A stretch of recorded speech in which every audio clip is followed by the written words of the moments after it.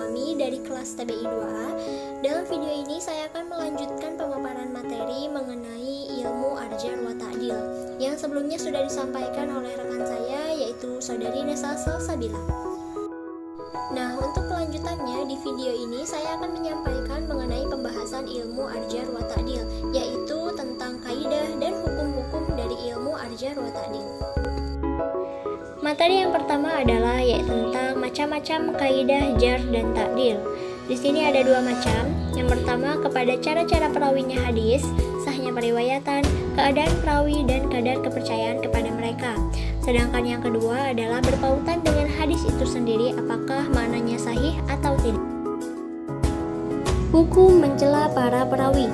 Ada 5 sebab yang memperbolehkan dalam mencela seseorang, yaitu yang pertama karena teraniaya, yang kedua karena meminta pertolongan untuk membasmi kemungkaran, yang ketiga untuk menghindarkan diri dari kejahatan, yang keempat orang yang cacat itu adalah orang yang terang-terang berbuat bid'ah, dan yang kelima untuk memperkenalkan pribadi yang sebenarnya.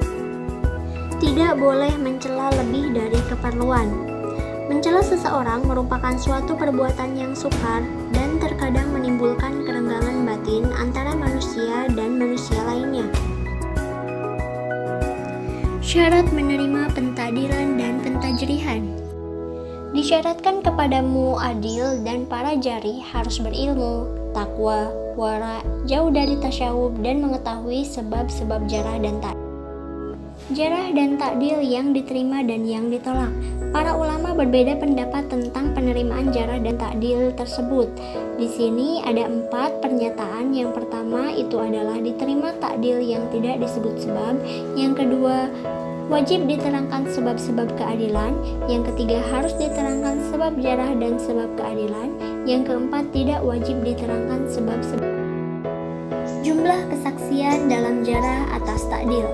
Ulama berpendapat bahwasannya yang pertama tidak diterima dalam mentakdilkan seseorang baik dalam syahadah maupun dalam bidang riwayat terkecuali perkataan 2 orang.